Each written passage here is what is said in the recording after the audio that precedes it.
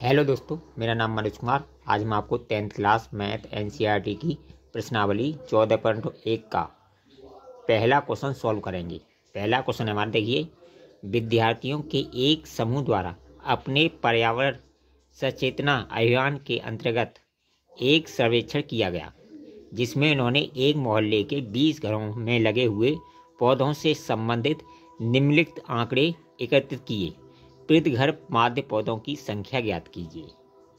अब देखिए, पौधों के बारे में कुछ सर्वेक्षण हुआ, जिसमें से 0 से 2 घरों में एक पौधा है और 2 से 4 घरों में 2 पौधे हैं और 4 से 6 घरों में एक पौधा है। इसी तरह 6 से 8 घरों में 5 पौधे हैं, 8 से 10 घरों में 6 पौधे हैं और 10 से 12 घरों में 2 पौधे हैं और 12 से 14 घरों में 3 पौधे हैं।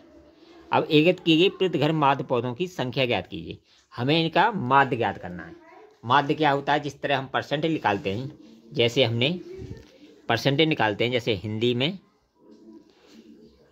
में 50 अंक प्राप्त किए, अंग्रेजी में 60 अंक प्राप्त किए, हिंदी में 50 हो, और विज्ञान में 40, कला में 40 और गणित में 60। जब इनका हम टोटल करेंगे तो ये हो जाएगा 110, 150, 190 और 50, 110, 150, 190, 250। ये हो जाएगा 250। ठीक है, तो इसका हम जब कितने सब्जेक्ट है हमारे 1 2 3 4 5 5, इसमें 5 का भाग देंगे तो इससे हमारी क्या निकल आएगी? परसेंट निकल 25। ये क्या आ गया? 50%। ये इसी का रूप ही माध्य है। क्या है इसका रूप?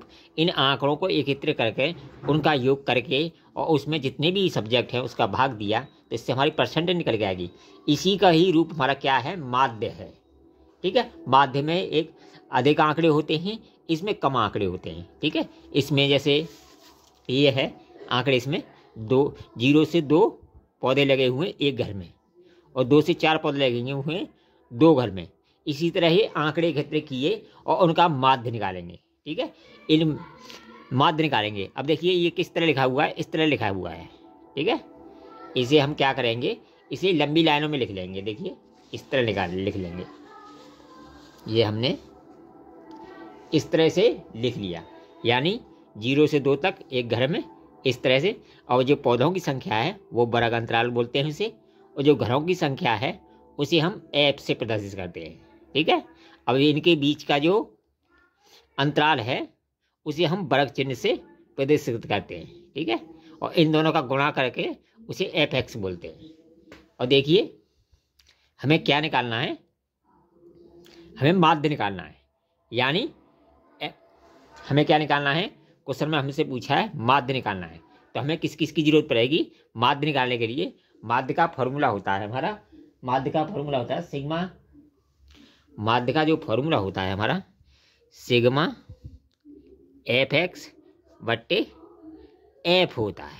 ठीक है, और माध्य बराबर होता है डैश एक्स बराबर। तो इसे निकालने के लिए हमें किसकी जरूरत पड़ेगी? एफ और एक्स की जरूरत पड़ेगी।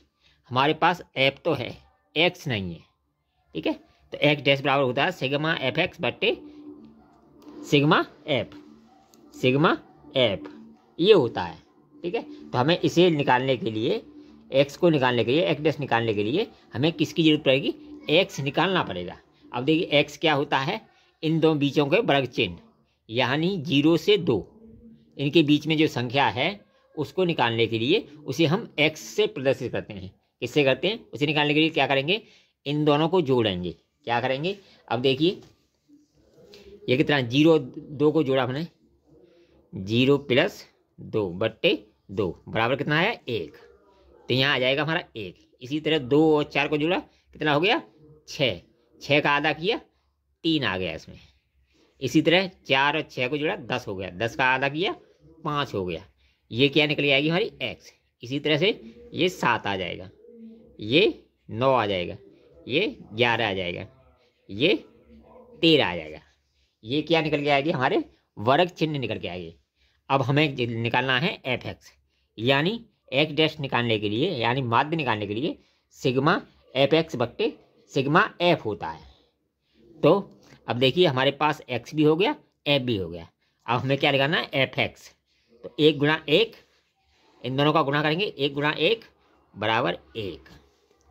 अब देखिए 2 तिया 6।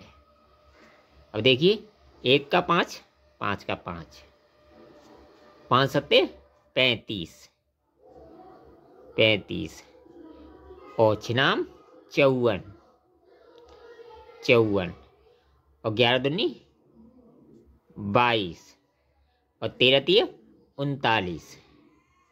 ठीक है, तो ये क्या आ गया हमारा, सिग्मा एफ एक्स आ गया। इनका टोटल करेंगे, यानी सिग्मा का मतलब क्या होता है, कुल योग, यानी इनका कुल योग। अब देखिए इन सब का कुल योग करेंगे तो ये आ जाएगा हमारा 162। कितना आ जाएगा, 162। अब देखिए हमें घरों की संख्या कितनी दे रखी थी, 20, यानी घरों की संख्या कितनी दे रखी थी, 20। अब देखिए कितने, 1 3 4 5 9 और 9 6 15, 15 2 17 और 3 20। ये 20 हमें दिया हुआ है। ठीक है, और इसे जोड़ेंगे भी, फिर भी हमारा 20 हो रहा है। तो हमें क्या निकालना है, हमें निकालना है माध्य। माध्य को हम एक्स डैश से प्रदर्शित करते हैं, किससे, इससे एक्स डैश से प्रदर्शित करते हैं। तो माध्य बराबर होगा हमारा सिग्मा, यानी कुल योग सिग्मा एफ एक्स बट्टे सिग्मा एफ, ये होगा। और देखिए एफ एक्स कितना आया हमारा, 162, 162 बट्टे, और देखिए सिग्मा एफ कितना आया हमारा, 20, तो 20 लिख दिया। अब इसे 2 से काट दिया, ये कट गया 81 बार, ये कट गया 10 बार। अब 10 का इसमें भाग देंगे तो ये आ जाएगा 8.1। ये क्या आ गया, हमारे पौधे आ गए, पौधे आ गए। ठीक है, ये इसको क्या बोलते हैं, पौधों की ये संख्या है उसे हम बोलते हैं वर्ग अंतराल, यानी 0 से 2 तक इनके बीच वर्ग अंतराल कितना है, 1 का। 2 से 4 तक इनका वर्ग अंतराल कितना है, वो कितना है, 3। इसको हम वर्ग चिन्ह बोलते हैं। इसको हम जो आंकड़े हैं, पौधों की संख्या है, उसे हम वर्ग अंतराल बोलते हैं। और जो घरों की संख्या है इसे हम एफ से प्रदर्शित करते हैं। ठीक है, हमारे पास एक्स नहीं था, इन दोनों को जोड़ा, उसका आधा किया, एक्स निकाल लिया। इन दोनों को जोड़ा, उसका आधा किया, एक्स निकाल लिया। इसीलिए हमने घरों की संख्या को जोड़ा, जिसे हम सिग्मा एफ बोलते हैं। ठीक है, इसी तरह वर्ग चिन्ह हमने निकाले और इनका गुणा किया, एफ एक्स निकाला। एफ एक्स यानी एफ और एक्स का गुणा किया, ये गुणा करके हमने लिख दिया, और इनका हमने क्या किया, योग किया। ये क्या आ गया, सिग्मा एफ एक्स। सिग्मा का मतलब कुल योग। ठीक है, इसी तरह से हमें माध्य निकालने के लिए, तो माध्य को हम एक्स डैश से प्रदर्शित करते हैं।